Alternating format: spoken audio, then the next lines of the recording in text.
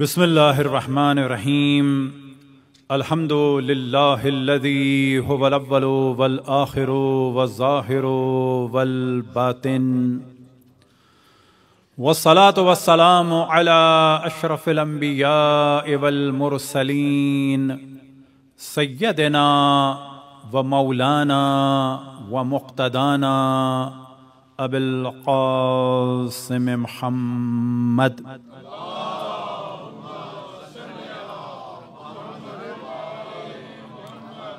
وعلى أهل بيته الطيبين الطاهرين المعصومين سيما بقية الله في الأراضين مهدي المنتظر أرواحنا وأرواح العالمين لتراب مقدمه الفداء ولعنة الله على أعدائهم ومنكر فضائلهم وغاصب حقوقهم إلى قيام يوم الدين. وقال الله تعالى وهو أصدق القائلين قل لا أسألكم عليه أجرا إلا المودة في القربى.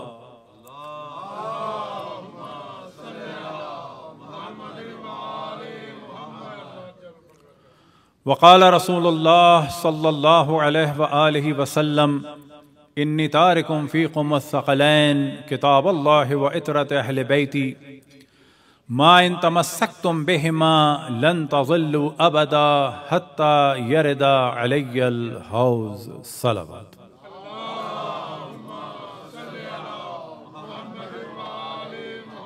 التماس سورہ فاتحہ کی تمام مومن و مومنات کے لیے، تمام علماء کرام، مراجع اعظام، تمام شہداء ملت کے لیے، ہم سب کے آباء و اجداد اور اعزاء اور رشتہ داروں کے لیے، رحم اللہ من قرأ الفاتحہ. بسم اللہ الرحمن الرحیم الحمد للہ رب العالمین الرحمن الرحیم مالک یوم الدین ایاک نعبد و ایاک نستعین اهدنا الصراط المستقیم صراط الذین انعمت علیہم غیر المغضوب علیہم ولا الضالین. اور محمد وآل محمد صلوات.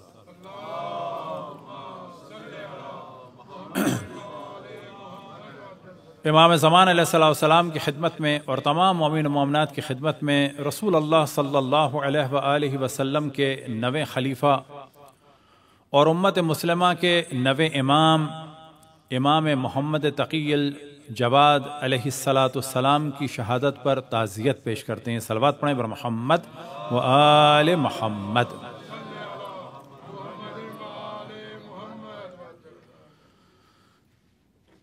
امام محمد تقی علیہ السلام کے جو رسول اللہ صلی اللہ علیہ وآلہ وسلم کے نویں خلیفہ اور امت مسلمہ کے نویں امام تھے.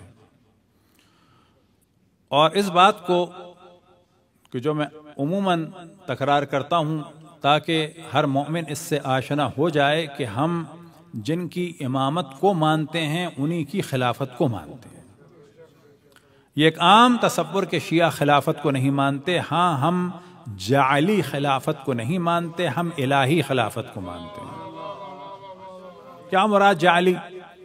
یعنی لوگوں کی بنائی ہوئی نہ. ہم مانتے ہیں اس خلافت کو کہ جس کا حکم اللہ سبحانہ و تعالی نے دیا اور جس کا اعلان اشرف الانبیاء حضرت محمد مصطفیٰ صلی اللہ علیہ وآلہ وسلم نے فرمایا.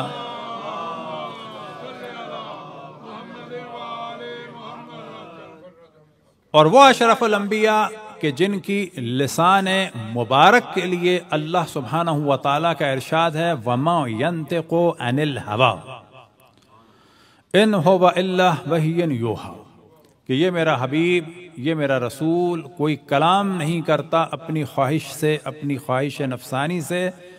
جو بھی یہ کلام کرتا ہے وہ صرف اور صرف اللہ سبحانہ و تعالیٰ کے حکم سے ہے. اس خلافت الہی کا دار و مدار اس نبی مرسل پر ہے، اس نبی خاتم پر ہے کہ جو وما ینطق عن الہویٰ جس کے لیے نازل ہوا. اب دوسری خلافت کا دار و مدار کس پہ ہے؟ دوسری خلافت کا دار و مدار یعنی اس خلافت جعلی کا دار و مدار اس شخص کی اور اس کے اطراف کے لوگوں کی سازشوں پہ ہے کہ کہ جس نے اس نبی خاتم، اس نبی مرسل، اس اشرف الانبیاء کہ جن کے لیے اللہ سبحانہ و تعالیٰ نے ارشاد فرمایا وما ينطق عن الهوى، اس ذات کے لیے اس شخص نے کہا ان الرجل لیحجر۔ اب آپ تصور کریں کہ پورا کا پورا 180 ڈگری کا فرق ہے۔ اس خلافت الہیہ کا اعلان کرنے والا نبی کون ہے؟ وما ينطق عن الهوى۔ اس خلافت جعلیہ کا سازش کرنے والا کون ہے؟ کہ جس نے اس نبی پر حجر و ہذیان اور بکواس کی تہمت لگائی۔ بے شمار۔ اب آپ تصور کریں کہ مذہب حق اہل بیت کا دار و مدار ہے اس ذات پر کہ جس کی فضیلت قرآن میں اللہ سبحانہ و تعالیٰ نے بیان فرمائی وما ينطق عن الهوى، اور مقابل میں جو مذاہب ہیں ان کا دار و مدار ہے اس ذات پر کہ جس نے اس اشرف الانبیاء پر تہمت لگائی حجر و ہذیان اور بکواس کی۔ کب؟ زمانے جاہلیت میں نہیں، البتہ وہ جہالت ہی کی موت مرا۔ یہ تہمت اس نے کب لگائی؟ یہ اذیت کب دی اشرف الانبیاء کو؟ وہ پیر کے دن دنیا سے گئے ہیں، اس سے 4 دن پہلے جمعرات کے دن یہ تہمت لگائی ہے، اور اس کے بعد کہیں یہ ثابت نہیں ہے کہ اس شخص نے اس تہمت کا انکار کیا ہو۔ خداوند تبارک و تعالی تمام ملائکہ، تمام انبیاء، تمام اوصیاء اور تمام مؤمنین جن و انس کی لعنت ہو دشمنان محمد و آل محمد پر، خصوصاً المیہ جمعرات کے اس بانی پر۔ اللہ سبحانہ و تعالی تمام انبیاء، تمام ملائکہ، تمام انبیاء، تمام اوصیاء اور تمام مومنین جن و انس کا درود و سلام ہو محمد و آل محمد پر۔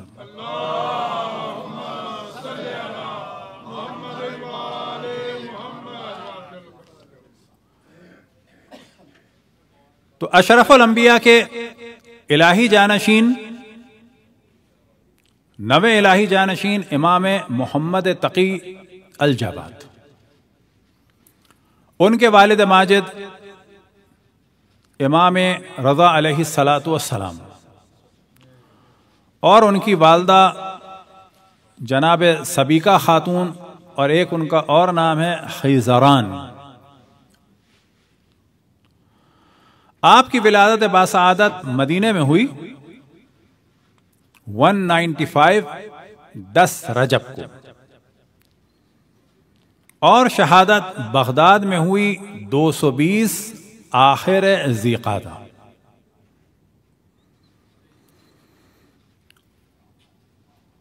اور بعض جگہ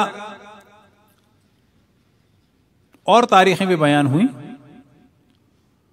لیکن جو مشہور تاریخ ہے وہ یہی ہے کہ رجب میں ولادت ہوئی 10 رجب کو، اور شہادت ہوئی آخر ذی قعدہ کو۔ صلوات پڑھیں بر محمد و آل محمد۔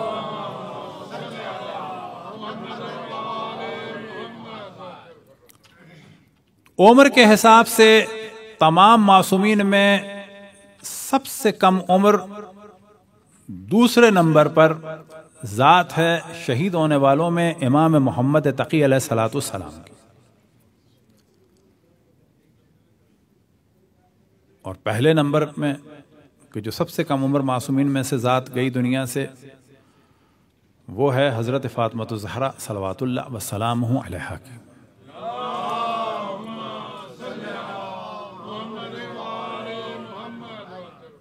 تمام ائمہ میں سب سے پہلے سب سے کم عمری میں، یعنی اپنے سے پہلے والے ائمہ کی نسبت سب سے کم عمری میں منصب امامت پر فائز ہوئے امام محمد تقی علیہ السلام۔ ان کے امامت پر فائز ہونے سے پہلے حضرت عیسیٰ علیہ السلام اور حضرت یحییٰ علیہ السلام کے بچپن میں ان کو نبوت ملنے کا جو موضوع تھا وہ فقط ایک تاریخی موضوع، قرآنی موضوع اور ایک عقیدتی موضوع تھا۔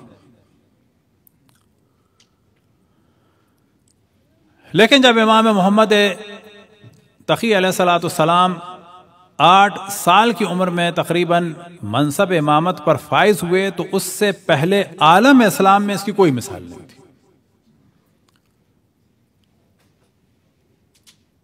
اور کیونکہ امام رضا علیہ الصلوۃ والسلام کی ولادت دیر سے ہوئی، لہٰذا بہت سارے لوگ امام رضا علیہ السلام کی امامت میں شک کرنے لگے تھے اور دشمن خوش تھے کہ اب امامت کا سلسلہ منقطع ہو جائے گا. اور جب امام محمد تقی علیہ السلام منصب امامت پر فائز ہوئے تو بعض لوگوں کو شک ہوا.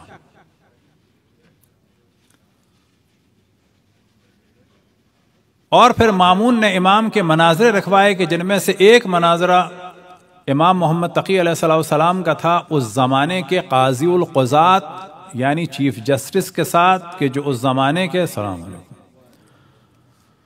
مولانا کی صحت و سلامی طول عمر کے لیے بر محمد وال محمد صلوات.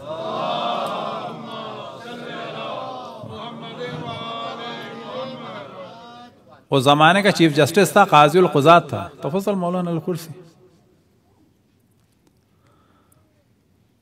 اور اس نے سوال کیا تھا، اسے ہم نے پہلے بھی بیان کیا، اس دفعہ تفصیل سے بیان نہیں کریں گے، کہ اگر کوئی شخص حالت احرام میں شکار کرے تو اس کا کیا جواب ہے؟ اب وہ سوچ رہا تھا کہ ایک بچے سے میں کیا سوال کروں. امام نے اس سوال کو ہی بالکل پارا پارا کر دیا اور کہا کہ یہ سوال ناقص ہے. اور پھر اس کی شقیں بنائیں کہ یہ احرام جو ہے حج کا ہے یا عمرے کا ہے، واجب کا ہے یا غیر واجب کا ہے، یہ شکار بالغ نے کیا ہے یا غیر بالغ نے، حل میں کیا ہے یا حرم میں، یعنی حرم کے احاطے میں یا حرم سے باہر ہے، چوپائے کا کیا ہے یا پرندے کا کیا ہے، حلال گوشت کا کیا ہے یا حرام گوشت کا کیا ہے، بچے کا کیا ہے یا بڑے کا کیا ہے، جان بوجھ کے کیا ہے یا غلطی سے کیا ہے، شرمندہ ہوا ہے یا نہیں شرمندہ ہوا ہے، آزاد ہے یا غلام ہے. تو امام نے درجنوں شقیں بنائیں، کہا کہ اب بتاؤ کہ اس میں سے کیا سوال ہے. تو یہ مناظرے در حقیقت امام کی امامت کو ثابت کرنے کا سبب ہوئے. اور یہ کون لوگ تھے؟ یہ اس زمانے کے سو کالڈ ابو حنیفہ کے مذہب کے ٹاپ کے ملا. وہ بھی کون سا؟ گورنمنٹ کا. وہ بھی کون؟ قاضی القضات. اور امام کتنے سال کے ہیں؟ تقریباً 8 سے 9 سال کی عمر کے. امام نے 2 سفر کیے بغداد کے، ایک مامون کے دور میں اور ایک معتصم کے دور میں. خداوند تبارک و تعالیٰ کی ان تمام دشمنان اہل بیت پہ لعنت ہو. اور دونوں دفعہ مناظرے ہوئے، لیکن یہ جو مناظرے تھے یہ سب سے زیادہ کم عمری کے مناظرے تھے. یعنی تمام معصومین کی سیرت میں اگر دیکھا جائے تو اتنے بڑے پیمانے پر ایک محفل میں بٹھا کر مناظرے اگر سب سے پہلے کسی کے ہوئے ہیں تو امام محمد تقی علیہ السلام کے ہوئے، سب سے کم عمری میں.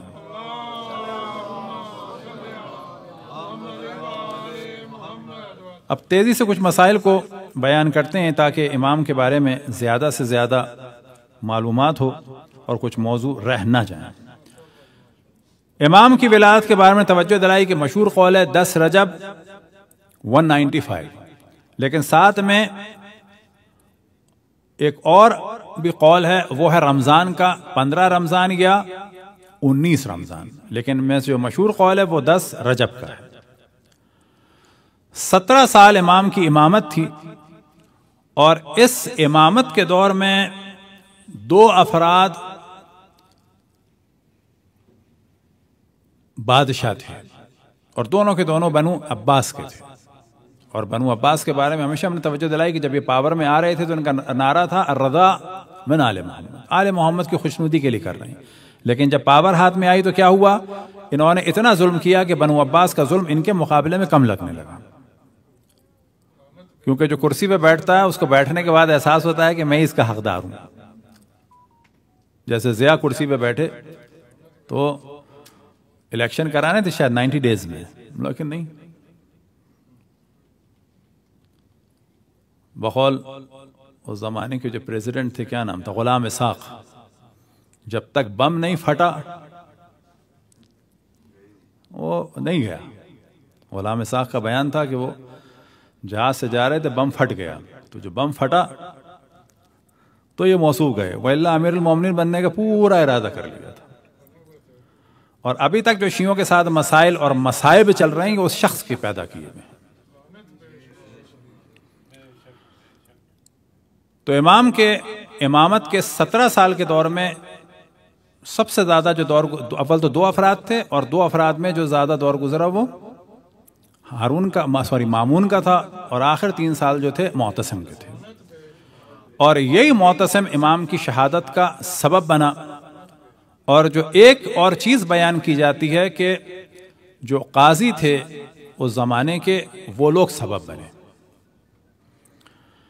امام کی والدہ کا نام جو ہم نے پہلے بھی توجہ دلائی کہ ان کا نام تھا ایک تو سبیکہ اور دوسرا تھا خیزران، اور ان کو کہا جاتا تھا سبیکہ نوبیہ. نوبہ جو علاقہ ہے وہ مصر کا علاقہ ہے، مصر کے پاس کے بعض علاقے، یا بالفاظ دیگر اس زمانے میں کچھ علاقے جو مصر کے اور سوڈان اس طرف کے تھے، اس علاقوں کو کہا جاتا تھا نوبہ. تو سبیکہ نوبیہ، یا اگر آج کل کے حساب سے کہا جائے تو نارتھ افریقہ کا بعض علاقہ. نام تھا امام کا محمد. 14 معصومین میں چند نام ہیں جن کی تکرار ہوئی ہے، اور چند نام ہیں جن کی تکرار نہیں ہوئی ہے. جن ناموں کی تکرار نہیں ہوئی ہے وہ ہیں فاطمہ، حسین، موسیٰ اور جعفر. جن ناموں کی تکرار ہوئی ہے وہ ہیں محمد، علی اور حسن. معصومین میں سے پہلے اشرف الانبیاء حضرت محمد مصطفیٰ صلی اللہ علیہ وآلہ وسلم تھے. محمد،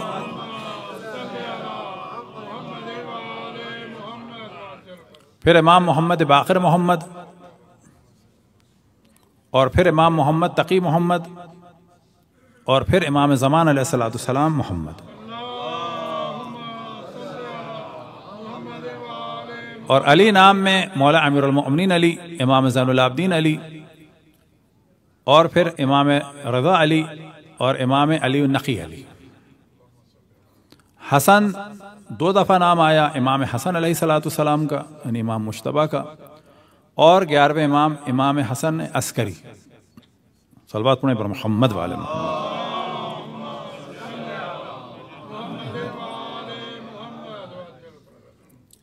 امام کی کنیتوں میں سے کنیت تھی ابو جعفر.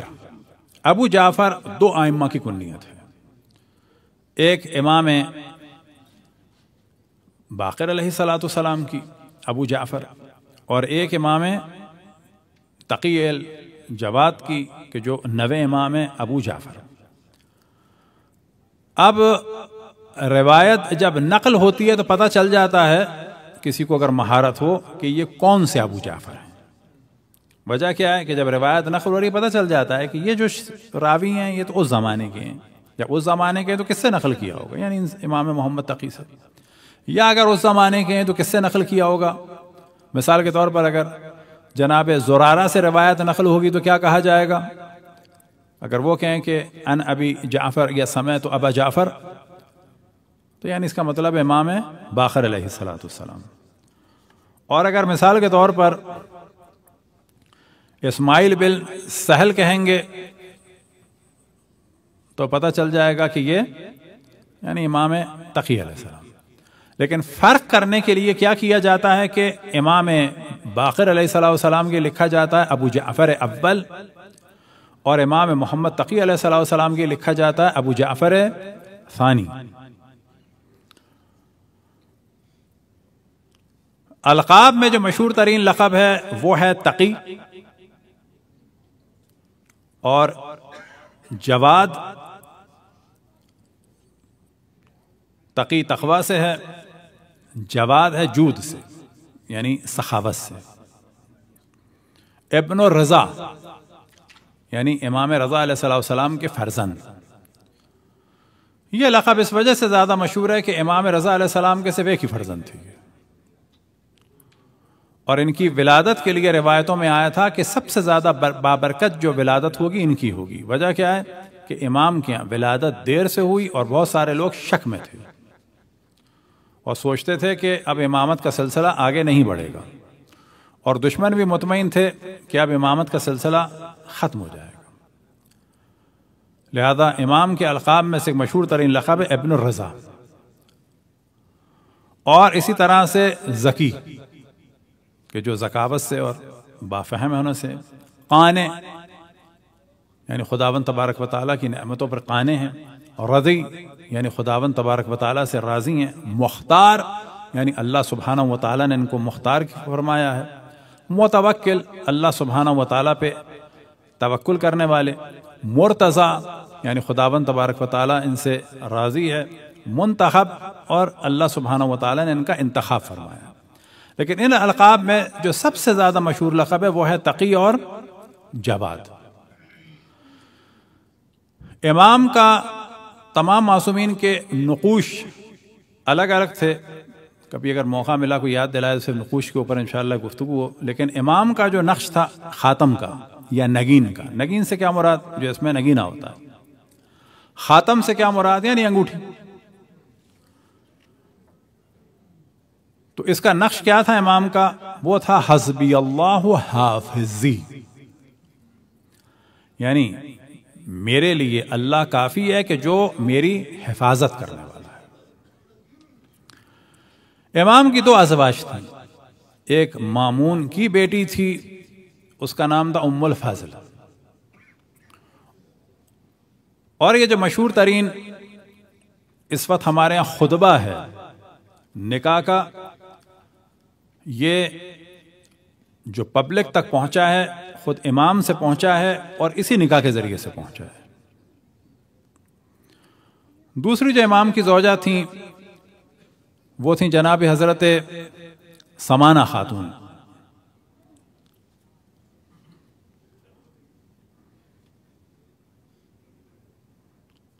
کہ جن کا نام ہے سمانہ مغربیہ۔ امام کی بیٹیاں تھیں تقریباً مشہور قول ہے 7، ان میں سے ایک کا نام تھا ختیجہ، ایک کا نام فاطمہ، ایک کا نام زینب، حکیمہ، ام کلثوم، امامہ اور ام محمد۔ 4 بیٹے تھے امام علی نقی علیہ السلام، جناب حضرت موسیٰ مبرقہ۔ حضرت موسیٰ مبرقہ کی جو قبر ہے وہ قم میں ہے، اور پھر ابو موسیٰ کہ جن کا نام تھا عمران، اور ایک تھے حسین اور ان کی کنیت تھی ابو محمد۔ ان 4 میں سے جو زیادہ مشہور ہیں وہ ظاہر ہے کہ امام میں علی نقی علیہ السلام ہیں اور جناب حضرت موسیٰ مبرقہ۔ حضرت موسیٰ مبرقہ کی جو قبر ہے وہ اس وقت قم میں ہے، اور ایک اس پر گنبد ہے، ایک فرزند ان کے ساتھ دفن ہے، اور ساتھ ہی ایک اور وہاں پر گنبد ہے جو بہت بڑا گنبد ہے، اور اس کے نیچے ایک بہت بڑا چبوترا ہے، اور اس چبوترے کے اوپر قبروں کی علامتیں ہیں کہ جو کم سے کم جو ہے وہ 70-80 کے قریب ہیں، اور ان میں کچھ نام لکھے ہوئے ہیں۔ جس طرح سے عربی میں اور فارسی میں جب 40 کہا جاتا ہے تو بعض دفعہ 40 کا عدد معین ہوتا ہے، بعض دفعہ کیا کہا جاتا ہے؟ کثرت کے لیے، جیسے ہم کہہ دیتے ہیں اردو میں 40-50، یا 40 ہے یا 50 ہے یا درمیان میں، تو ایسا نہیں ہے 40 سے کم بھی نہیں ہے نا، 40 سے کم بھی ہو سکتے ہیں اور 50 سے اوپر بھی ہو سکتے ہیں، لیکن کیا مراد ہوتی ہے 40-50؟ 40-50 کے آس پاس۔ یا کہا جاتا ہے 40 قدمی، تو کیا پورے 40 قدم ہی چلیں؟ نہ، 40 قدمی یعنی تھوڑا سا چلنا۔ تو 40 اختران اس جگہ کا نام ہے، اختر یعنی ستارے۔ اب ہمارے ہاں بعض بیچارے سادے لوگوں نے اختر کو کر دیا دختر۔ خود ہم نے دیکھا کہ ہمارے بعض دیہات کے آئے ہوئے ذاکرین مصائب پڑھ رہے ہیں اس قبر پہ، اور اپنے پاس سے انہوں نے ایک داستان بھی بنا دی کہ یہاں پر 40 سیدانیاں تھیں، ان کے اوپر چھت گرا دی تھی۔ نہ بابا، ایسا نہیں تھا۔ یہ قبرستان تھا جناب حضرت موسیٰ مبرقہ کا، وہیں پر پہلے وہ کھیت تھا حضرت موسیٰ مبرخہ کا، وہاں پر ان کو دفن کیا گیا، پھر ان کے ایک بیٹے دفن ہوئے، بعد میں اس پوری جگہ کو قبرستان بنا دیا گیا، ان کی بیٹیاں، داماد، نواسے، نواسیاں، پوتے، پوتیاں، بیٹے، بہویں، ان کے خاندان کے لوگ دفن ہونے لگے، ساتھ میں اور بھی سادات دفن ہو گئے ہوں گے۔ انہی کی ایک صاحبزادی تھیں کہ ان کا نام تھا زینب، اور انہوں نے پہلی دفعہ روضہ بنایا تھا حضرت معصومہ سلام اللہ علیہا کا۔ صلوات پڑھیں بر محمد والے محمد۔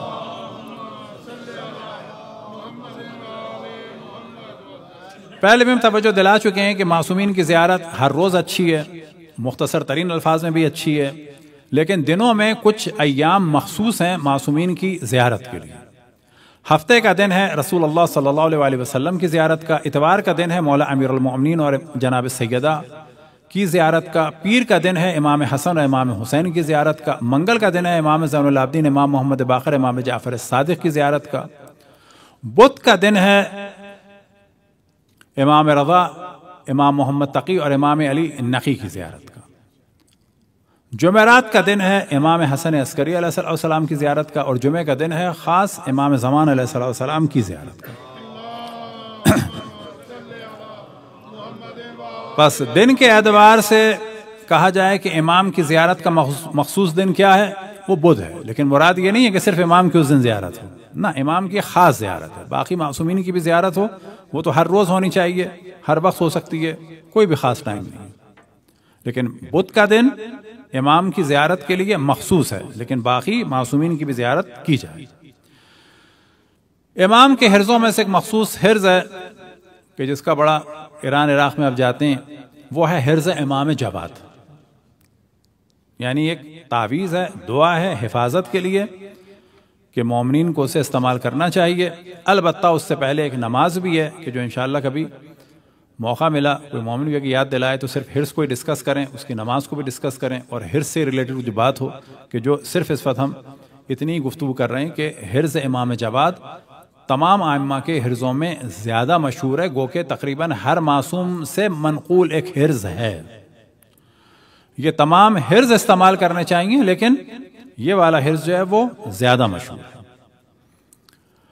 اب امام نے فرمایا کچھ چیزیں پڑھنے کے لیے،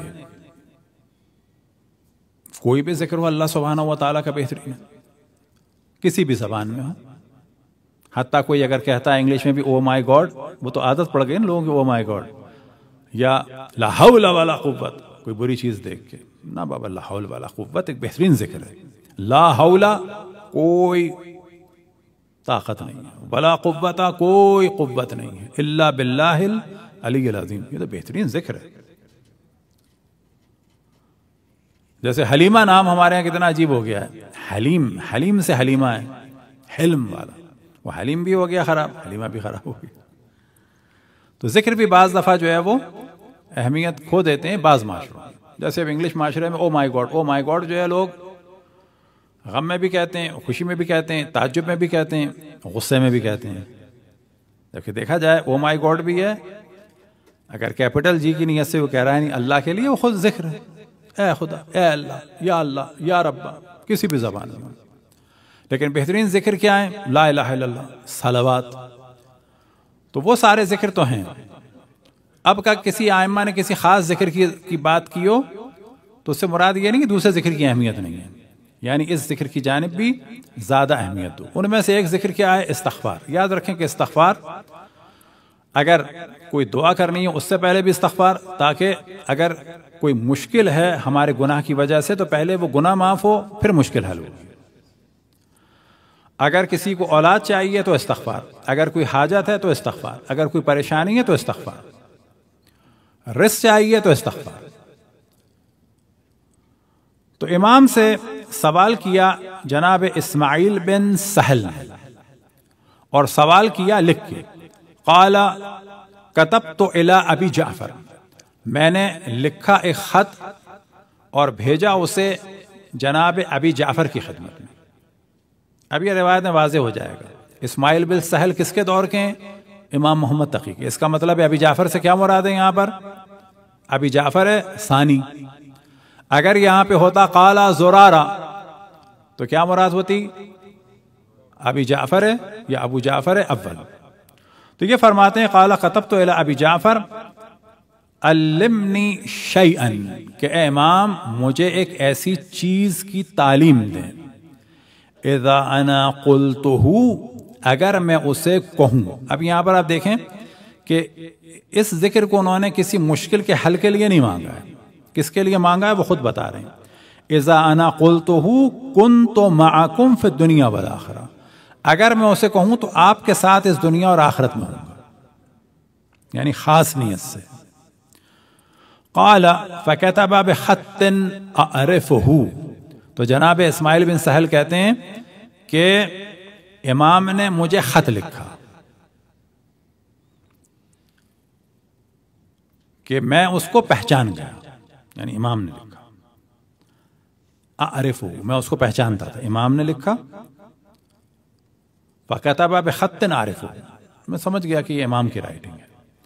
امام نے فرمایا اکثر من تلاوت انا انزلناہ، ابھی سارے شیعوں کے لیے کہ کثرت سے پڑھو، یعنی اس نیت سے کہ ہم اس دنیا میں اس دنیا میں امام کے ساتھ ہوں.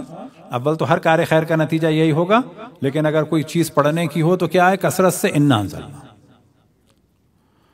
اب یاد رکھیں کہ بعض دفعہ لوگ سوال کرتے ہیں کہ اگر کسی کے ولادت ہو رہی ہو تو کیا کریں. یہ جتنی بھی خواتین حاملہ ہوں کوئی عدد معین نہیں ہے، جتنا ہو سکے کثرت سے سورہ قدر پڑھیں. بچے پہ بھی اثر ہوگا اور نتیجہ کیا ہوتا ہے؟ ولادت میں آسانی ہوتی ہے. خاتون کے شوہر پوچھے میں کیا پڑھوں، میرے بچہ ہونے والا ہے، انا انزلنا. اس حاملہ خاتون کے ماں باپ پوچھیں، بہن بھائی پوچھیں تو کیا جواب ہے؟ انا انزلنا. ساس سسر پوچھیں کہ ہمارے بیٹے کی ولادت ہونے والی، کیا جواب ہے؟ انا انزلنا. عین ولادت کے وقت جو دیکھنے والے گئے ہوں وہ کیا پڑھیں؟ انا انزلنا. ہم گھر میں بیٹھے ہوں پتہ چلے کہ فلانے کے ہونے والی ہے ولادت، کیا پڑھیں؟ اس نیت سے انا انزلنا. اور ساتھ میں امامیہ کس کے لیے فرما رہے ہیں؟ یہ تو ہم نے ضمناً ذکر کر دیا کہ بعض دفعہ ممکن ہے کسی کو ضرورت پڑے اور اللہ سب کے یہاں جو ہے بخیریت یہ نسل اہل بیت علیہم السلام کی چاہنے والی زیادہ سے زیادہ ہو تو انا انزلنا پڑھا جائے. تو امام فرماتے ہیں اکثر من تلاوت انا انزلنا. بس اگر ہمارے ساتھ رہنا چاہتے ہو دنیا میں آخرت میں، تمہارا سوال ہے تو کیا کرو؟ زیادہ سے زیادہ کیا پڑھو؟ انا انزلنا. ورتب شفتیک بالاستغفار، اور تمہارے ہونٹ تر ہوں کثرت سے استغفار پڑھنے کی وجہ سے. جب انسان پڑھتا ہے تو بعض دفعہ ہونٹ نم ہو جاتے ہیں، تو امام فرماتے ہیں تم لوگوں کے ہونٹ نم ہو جانے چاہیے، گیلے ہو جانے چاہیے. کس کی وجہ سے؟ کثرت سے استغفار کی وجہ سے. استغفار جو ہے وہ جتنی زیادہ ہو پڑھنی چاہیے. صلوات پڑھیں پر محمد والے محمد.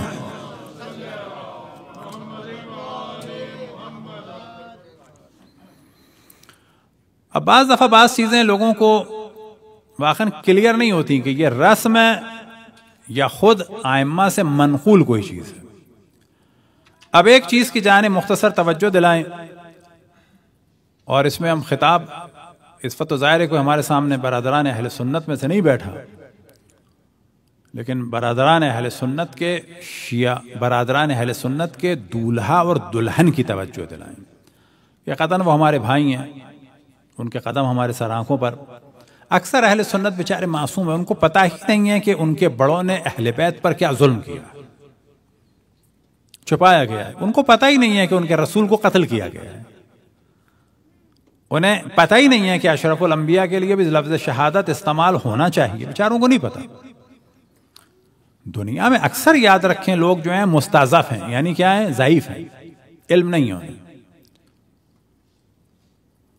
انہیں یہ نہیں پتا کہ اشرف الانبیاء کے نام کے بعد صلوات پڑھنی چاہیے جو اشرف الانبیاء نے فرمایا ہے. اور کیا فرمایا ہے؟ کہ پوری صلوات پڑھو، دم کٹی اور بیکار صلوات نہ پڑھو. تو لوگوں نے سوال کیا پوری صلوات کیا ہے؟ تو آپ نے فرمایا کیا کہو؟ صلی اللہ علیہ وآلہ وسلم. یا یہ کہ جب نام آئے تو کیا کہو؟ اللہم صلی علی محمد وآل محمد، ولا تقولوا صلی اللہ علیہ وسلم. نہ کہو صلی اللہ علیہ وسلم یعنی وداؤٹ آل، کہ جو انگلش میں بھی ترجمہ کیا جاتا ہے عام طور پہ کیا کیا جاتا ہے؟ پیس بی اپان ہم، جو ہمیشہ ہم بتاتے ہیں وہ غلط ہے. پیس بی اپان ہم ترجمہ ہے صلی اللہ علیہ وسلم کا. صلی اللہ علیہ وآلہ وسلم کا ترجمہ کیا ہے؟ پیس بی اپان ہم اینڈ ہز پروجینی. تو سنی دولہا دلہن کے لیے ہم عرض کریں کہ اس وقت پاکستان انڈیا میں امام ضامن کی رسم چل رہی ہے. صحیح. اب کیونکہ بہت زیادہ رسم چل رہی ہے اہل سنت میں، تو بعض اہل حدیث وغیرہ نے تو اس کو رکوا دیا ہے، لیکن بعض اہل سنت اس کو رکوا نہیں پائے. لیکن کیا کیا کہ امام ضامن کے جس میں معصومین کا اور خصوصاً امام کا نام ہونا چاہیے اس کو ہٹا کے بسم اللہ اور ماشاءاللہ لکھوا دیا. تو یاد رکھیں کہ محمد و آل محمد علیہم الصلاۃ کے نام کو مٹانے کے لیے اگر اللہ کا نام بھی لکھا جائے گا تو وہ گناہ ہے. ان کے نام کو مٹانے کے لیے اگر لکھا جائے گا. محمد و آل محمد علیہم الصلاۃ کے ذکر کو دبانے کے لیے اگر اذان بھی دی جائے گی تو گناہ ہے. محمد و آل محمد علیہم السلام کے ذکر کو کم کرنے کے لیے اگر تلاوت قرآن کی جائے گی گناہ ہے، اس نیت سے اگر کی جائے گی. بس امام ضامن میں اس وقت چاہے انٹرنیٹ میں ہو وہ اپنا آن لائن شاپنگ ہو، کثرت سے اہل سنت اس وقت امام ضامن بنا رہے ہیں. کیسے؟ جس میں بسم اللہ اور ماشاءاللہ ہے. تو بتایا جائے بسم اللہ کے ذریعے سے محمد والے محمد سے دشمنی کرو گے تو اللہ راضی نہیں ہے. ماشاءاللہ کے ذریعے سے اگر محمد والے محمد سے دشمنی کرو گے کوئی برکت نہیں ہے، نحوست ہوگی.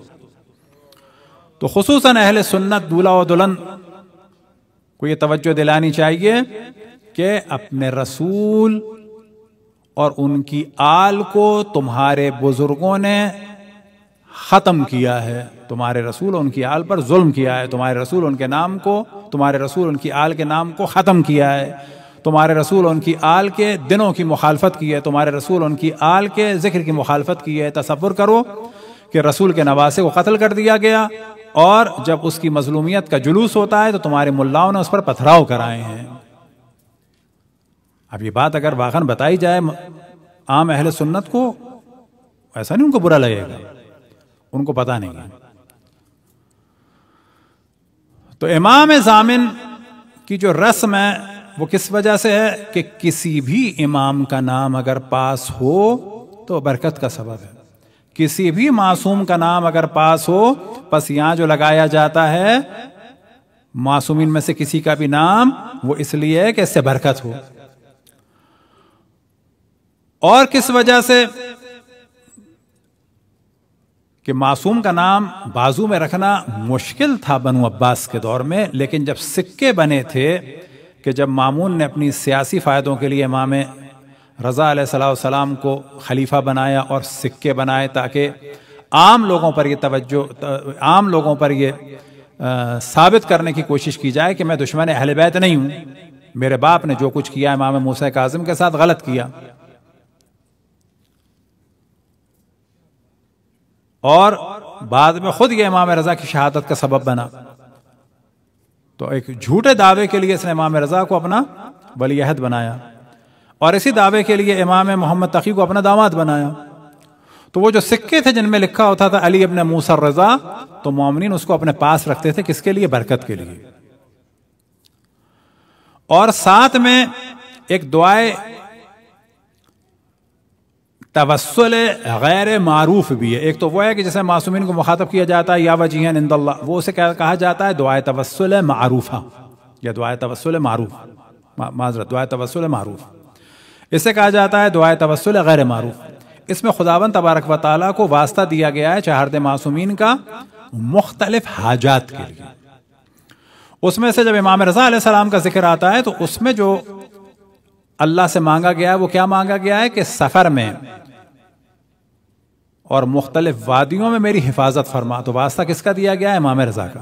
تو یہ ہے ایک بیک گراؤنڈ امام ضامن کا کہ ہمارے برادران اہل سنت کہ جو قطعاً دشمن اہل بیت نہیں ہے لیکن ان کے ملاؤں نے اہل بیت سے ان کو دور کر دیا ہے، وہ توجہ دیں کہ امام ضامن اگر ہوگا تو اس میں امام ہی کا نام ہوگا. اور امام کے نام کو اور رسول کے نام کو ہٹانے کے لیے کچھ بھی لکھا جائے وہ سب کچھ، چاہے وہ قرآن ہو چاہے اللہ کا نام ہو، اللہ اس سے راضی نہیں ہے۔ صلوات پڑھیں بر محمد و آل محمد۔ تو امام محمد تقی علیہ السلام کے لیے عموماً علماء جب نصیحت کرتے ہیں کہ گھر کی ضرورت ہو، کوئی بھی دنیا کی چیز کی ضرورت ہو، تو امام محمد تقی کا واسطہ دو، یا یہ کہ امام محمد تقی علیہ السلام کا دسترخوان رکھو، یا یہ کہ امام تقی علیہ السلام کے لیے کوئی ختم کرو۔ وہ ختم بھی انشاءاللہ بیان کریں گے۔ ختم سے کیا مراد؟ مختلف تعداد میں کوئی بھی ذکر، خصوصاً صلوات کا۔ وجہ کیا ہے کہ اس دعائے توسل غیر معروف کو انشاءاللہ کبھی تفصیل سے بیان کر دیں، کیونکہ وہ پھر پورا ایک ہی سلسلہ ہوگا۔ جب نوبت آتی ہے امام محمد تقی علیہ السلام کے ذکر کی، تو یہاں پر آتا ہے دعا میں اللہم انی اسألک بحق ولیک محمد ابن علی کے، یا اللہ میں تجھ سے سوال کرتا ہوں تیرے ولی کا واسطہ دے کے۔ کون؟ محمد ابن علی کا، یعنی امام محمد تقی کا۔ الا جتا بہی علی من فضلک، مگر یہ کہ تو مجھ پر کرم فرما، بخشش فرما، جتا یعنی جود فرما، کرم فرما اپنے فضل سے، وَتَفَضَّلْتَ یعنی سخاوت فرما، یہاں پہ کہا جائے گا سخاوت فرما مجھ پر اپنے فضل سے، وَتَفَضَّلْتَ بِهِ عَلَيَّ مِنْ وُسْعِكَ، اور جو تیری وسعت ہے اس کے ذریعے سے امام کے کا تجھے میں واسطہ دیتا ہوں کہ مجھ پر فضل فرما اپنی وسعت کے ذریعے سے، وَوَسَّعْتَ عَلَيَّ رِزْقَكَ، اور میرے رزق میں وسعت فرما، وَأَغْنَيْتَنِي أَمَّنْ سِوَاكَ، اور اسی امام کا تجھے واسطہ دیتا ہوں کہ مجھے غنی فرما دے، یعنی کسی کا میں محتاج نہ ہوں سوائے تیرے، وَجَعَلْتَ حَاجَتِي إِلَيْكَ، اور میری حاجت صرف تجھ سے ہو، یعنی کسی کا مجھ سے کوئی حاجت نہ ہو، صرف تجھ سے ہو، وَقَضَاهَا عَلَيْكَ، اور اس کا پورا کرنا صرف تیرے ذمہ ہو، إِنَّكَ لِمَا تَشَاءُ قَدِيرٌ، بتحقیق تو جو چاہتا ہے وہ کرنے والا ہے۔ پس یہ جو آپ بعض دفعہ دیکھتے ہوں گے کہ بعض علماء فرما رہے ہیں کہ اگر گھر چاہیے تو توسل کرو امام محمد تقی سے، کوئی بچیوں کا مسئلہ ہو، بچیوں کی شادی کا مسئلہ ہو، کوئی گھر کا مسئلہ ہو، کوئی مال کا مسئلہ ہو، نوکری کا مسئلہ ہو، تو کوئی بھی کار خیر کی منت مان سکتے ہیں، نماز کے، روزے کی، چہاردہ معصوم میں سے کسی کی نظر بھی مان سکتے ہیں، لیکن مخصوص کیا ہے؟ امام محمد تقی علیہ السلام کی۔ صلوات پڑھیں بر محمد و آل محمد۔ اور وجہ کیا ہے کہ دعائے توسل میں اس طرح سے نقل ہوا ہے، لیکن کوئی سی دعائے توسل، یہ دعائے توسل ہے غیر معروف، یہ مفاتی میں دعائے توسل کے ساتھ ہی۔ بدھ کے دن امام محمد تقی الجواد کی ایک نماز ہے، یعنی انہوں نے تعلیم فرمائی ہے، اور یہ بدھ کے دن کی ہے، اور ساتھ میں اس میں نماز حاجت کے طور پہ بھی ہے۔ 2 رکعت نماز ہے، پہلی رکعت میں حمد کے بعد 70 دفعہ سورہ توحید، اور دوسری رکعت میں بھی سورہ حمد کے بعد 70 دفعہ سورہ توحید۔ پھر اس کے بعد مفاتیح الجنان میں ایک دعا ہے اللہم رب ارواح الفانیہ و اجساد البالیہ، یہ ایک مختصر سی دعا ہے، وہ اس کے بعد پڑھنی ہے۔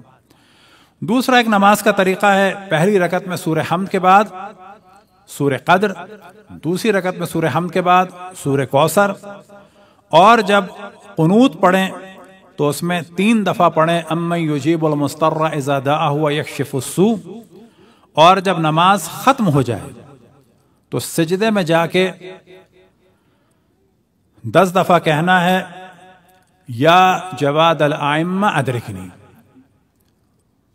اے جواد الائمہ، اے آئمہ میں جود و بخشش کرنے والے میری مدد فرمائیں۔ ایک نماز کہ جو امام محمد تقی علیہ السلام نے تعلیم فرمائی ہے کس کے لیے؟ حاجت کے لیے۔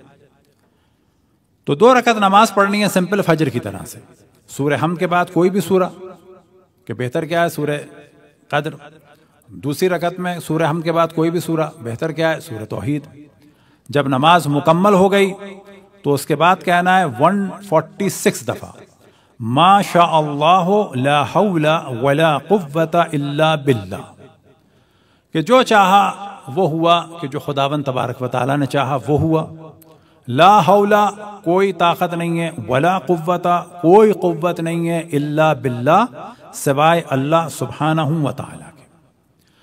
اب جب حاجت ہو تو کیا کیا جائے؟ امام کی بارگاہ میں کوئی بھی سورہ، یا فرض کریں کیا کیا جائے کسی بھی معصوم کی خدمت میں۔ آداب زیارت میں بھی کیا ہے کہ جب وہاں پر جائیں تو تلاوت قرآن کر کے امام کی خدمت میں ہدیہ فرمائیں۔ تو اب اگر کسی بھی امام سے توسل کرنا ہو تو ایک طریقہ ہے، یا جو ہم نے بتایا ختم۔ اب کیا ہو سکتا ہے، مثال کے طور پر کوئی ایک کہے کہ میں 100 دفعہ سورہ حمد پڑھوں گا، امام کی خدمت میں ہدیہ کروں گا۔ کتنے دن؟ ایک دن۔ ایک آدمی نیت کر لے میں 100 دفعہ پڑھوں گا ہر روز، کتنے دن؟ 5 دن۔ کوئی نیت کر لے 100 دفعہ پڑھوں گا، کتنے دن؟ 12 دن۔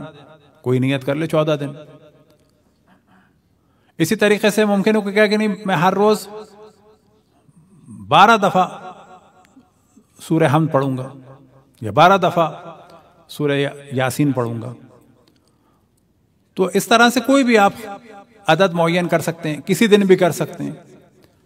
ایک آدمی کہتا ہے دن میں کسی بھی دفعہ، ایک شخص کہتا ہے کہ مخصوص ٹائم میں، مثلا فجر کے بعد یا ظہر کے بعد یا عصر کے بعد، یہ آپ کے اختیار میں۔ اسے کہا جاتا ہے ختم۔ لیکن یہ کون سے ختم ہیں؟ یہ ان کی جمع کیا ہوگی؟ ختوم۔ یعنی یہ وہ نہیں ہے کہ جو ائمہ کی جانب سے بیان ہوئے ہیں۔ ائمہ کی جانب سے بیان ہوا ہے کہ ائمہ کی خدمت میں صلوات ہدیہ کرو، جتنا دل چاہے، کوئی عدد معین کرنا چاہو کر لو۔ بعض دفعہ بعض ائمہ کی احادیث میں کیا ہے کہ فلانے عدد کو پڑھنا ہے۔ مثال کے طور پر اس نماز میں کیا ہے 146، اب یہ امام نے بتایا، اب آپ کو 146 ہی دفعہ کرنا ہے۔ اب آپ چاہیں کہ اس کو 150 کر دوں زیادہ ثواب ہوگا تو کہا جائے گا نا، ممکن ہے وسر ختم ہو جائے۔ تسبیحات حضرت فاطمہ سلام اللہ علیہا میں کیا ہے؟ پہلے اللہ اکبر کتنی دفعہ؟ 34۔ پھر الحمدللہ، پھر کیا ہے 33 دفعہ الحمدللہ، 33 دفعہ سبحان اللہ۔ ترتیب بدلیں گے ثواب ہوگا، لیکن وہ تسبیح حضرت فاطمہ سلام اللہ علیہا نہیں ہوگی۔ بعض حرموں کے لیے تسبیح کیا ہے؟ پہلے 34 دفعہ سبحان اللہ، پھر الحمدللہ، پھر اللہ اکبر، پھر الحمدللہ، یہ الگ الگ ترتیب۔ تو جو جس زیارت کے لیے آیا ہے وہی کرنا ہوگا۔ نہیں کریں گے تو ذکر کا ثواب تو ملے گا، لیکن اس طریقے سے جو خاص ثواب ہے نہیں ملے گا۔ تو ختم جو ہے وہ کسی بھی طریقے سے آپ کریں، وہ آپ کے اختیار میں ہے۔ اور کیا کریں؟ صلوات پڑھیں۔ قرآن کوئی بھی آیت، کوئی بھی سورہ، اور کیا ہے؟ صلوات۔ اب صلوات جو ہے وہ 100 دفعہ، 1000 دفعہ، 10,000 دفعہ، 12,000 دفعہ، 1200 دفعہ، 12 دفعہ، 14 دفعہ، 5 دفعہ۔ مثال کے طور پر آپ کا کام اٹکا ہے، آپ کہتے ہیں میں جیسے میرا کام ہو گیا میں 14 دفعہ صلوات پڑھ کے ہدیہ کروں گا امام محمد تقی علیہ السلام کی خدمت میں، بس 14۔ ایک شخص کہتا ہے 12، ایک شخص کہتا ہے 5، ایک شخص کہتا ہے 1000، یہ اختیار میں ہے۔ تو دنیاوی حاجات کے لیے جو دعائے توسل میں بھی آیا ہے وہ کیا آیا ہے؟ امام محمد تقی علیہ السلام کا، اور سفر اور مختلف وادیوں سے اور پہاڑوں سے اور بیابانوں سے گزرنے میں حفاظت کے لیے کس کا واسطہ دیکھے دعا کی گئی ہے؟ امام رضا علیہ السلام کی۔ صلوات پڑھیں بر محمد و آل محمد۔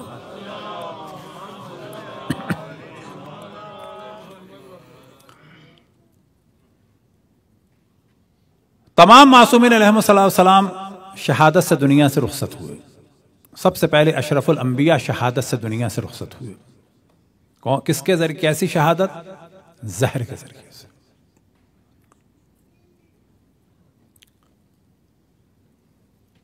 اب ہمارے برادران اہل سنت کہتے ہیں وہ ایک یہودیہ نے دیا تھا، ہم کہتے ہیں یہودیہ سے بھی بدتر نے دیا تھا۔ لیکن اگر یہودیہ نے بھی دیا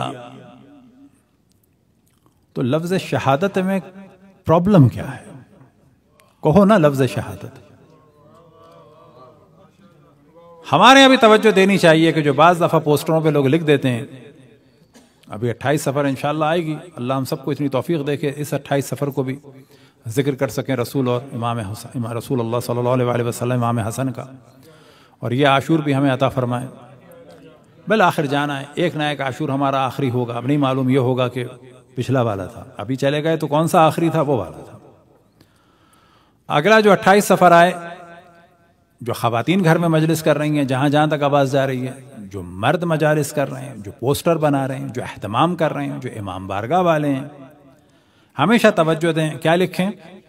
مجلس شہادت رسول اللہ صلی اللہ علیہ وآلہ وسلم و مجلس شہادت امام حسن مجتبی علیہ الصلوۃ والسلام. نہ لکھیں مجلس وفات رسول اللہ و مجلس شہادت امام حسن. نہ، بڑی خیانت ہے یہ رسول اللہ پہ ظلم ہے یہ، اور یہ ہمارا ہوتا ہے. یہ جب آج سے ہم نے تقریباً 30 سال پہلے پہلی دفعہ پاکستان میں کھل کے، تقریباً ایک کراچی میں جگہ ہے کھارا در کے پاس پنجابی کلب، وہاں پر مجلس پڑی، وہاں پہ کھل کے ہم نے کہا مجلس شہادت رسول اللہ. 30 نہیں شاید 26 سال. اتنے لوگوں نے آگے سوال کیا کہ یہ آپ نے کیا کہا. حتیٰ ایک بہت پڑھے لکھے صاحب، اللہ ان کی مغفرت فرمائے، پروفیسر، ان کے بیٹے نے کہ جو خود بہت قابل تھے، کہا کہ یہ آپ نے کیا کہا. تو پہلی دفعہ ہوئی. کس نے کہا شہادت؟ اتنا لفظ شہادت کو چھپا دیا گیا. تو تمام معصومین شہید ہوئے.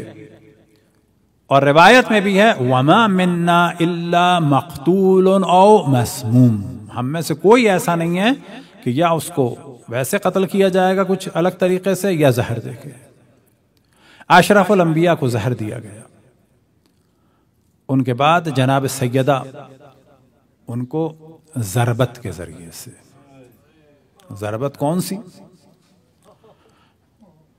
در اور دیوار کے درمیان ایک شقی نے جب حملہ کیا، اور اس کے بعد اپنی پوری قوت سے اپنے پاؤں سے حملہ کیا،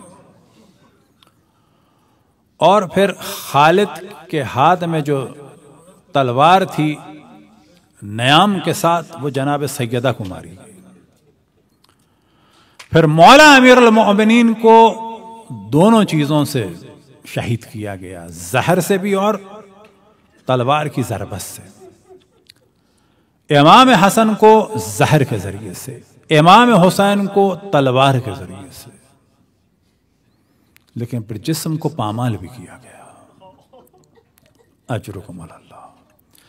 امام زین العابدین کو زہر سے، امام محمد باقر کو زہر سے، امام جعفر صادق علیہ السلام کو زہر سے، امام موسیٰ کاظم علیہ السلام کو زہر سے، امام رضا کو زہر سے، امام محمد تقی کو زہر سے، امام علی نقی کو زہر سے، اور امام حسن عسکری کو زہر سے، اور امام زمان علیہ السلام کی شہادت ہوگی تلوار سے.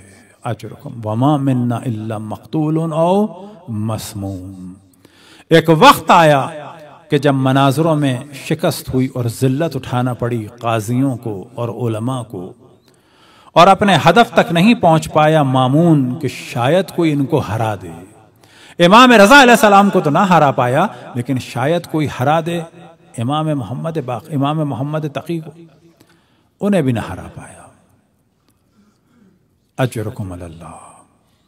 اب ایک جانب ان قاضیوں کا اکسانا، ایک جانب بنو عباس کا اکسانا کہ اس بچے سے ڈرا جائے، اس جوان سے ڈرا جائے.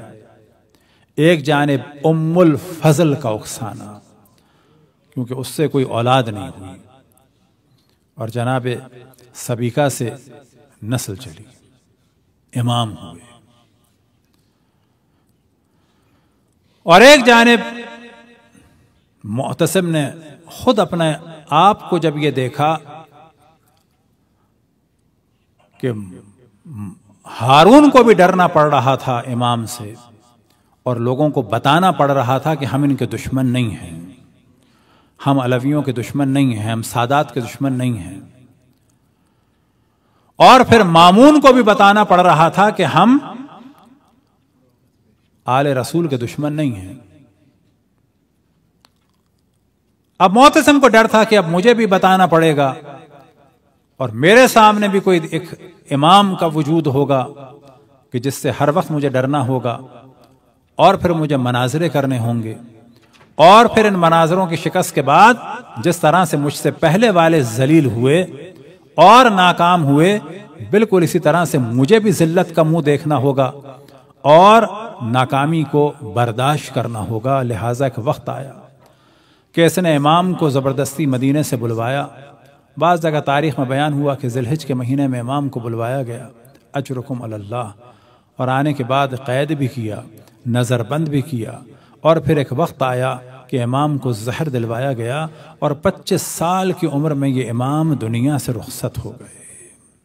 تصور کریں کہ آج بغداد میں جنازہ رکھا ہے امام محمد تقی علیہ السلام کا، اب کس طرح سے ہم امام کو پرسا دیں؟ ہمارے لبوں میں یہ طاقت نہیں کہ خود امام کو ان کے مصائب پہ پرسا دے سکیں، لیکن اتنا کر سکتے ہیں کہ ان کے سامنے ان کے اجداد کا ذکر کرتے ہیں۔ تصور کریں کہ اس وقت امام محمد تقی اپنے مصائب سن رہے ہیں، تو کیا ہم امام کو یہ کہہ سکتے ہیں کہ مولا آپ صبر کیجئے؟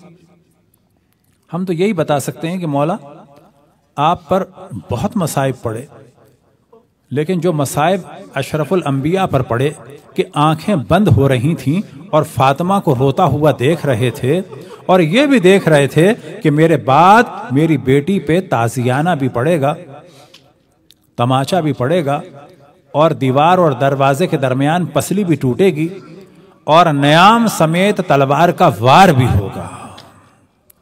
کیونکہ جب وہ بشارت دے رہے تھے کہ فاطمہ تم سب سے پہلے مجھ سے ملو گی، تو اشرف الانبیاء یہ نہیں دیکھ رہے تھے کہ فاطمہ مجھ سے ملے گی صرف، بلکہ وہ یہ بھی دیکھ رہے تھے ٹوٹی ہوئی پسلیوں کے ساتھ ملے گی، اور یہ بھی دیکھ رہے تھے کہ فاطمہ کی پسلیاں کیسے ٹوٹیں گی۔ تو یا امام محمد تقی آپ کو زہر تو دے دیا گیا، جس طرح سے آپ کے جد رسول اللہ کو دیا گیا، امام حسن کو دیا گیا، لیکن آپ کے بعد آپ کی بیٹیوں پہ تازیانہ نہیں پڑنے والا۔ اجرکم علی اللہ۔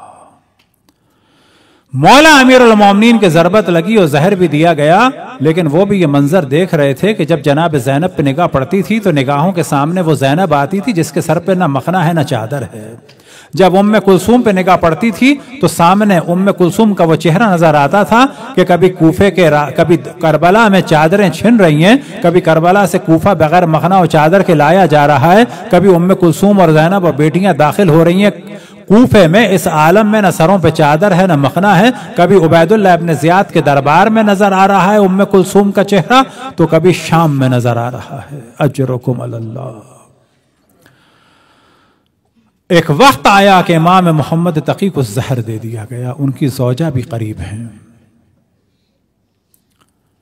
کیا حال ہوا ہوگا بیٹیوں کا، کس طرح سے ہم تعزیت پیش کریں ان کی بیٹی فاطمہ کو، ان کی بیٹی زینب کو، ان کی بیٹی ام محمد کو، ان کی بیٹی جناب حکیمہ کو، کہ آپ کے بابا بھی دنیا سے جا رہے ہیں، بس مصائب ختم ہو گئے۔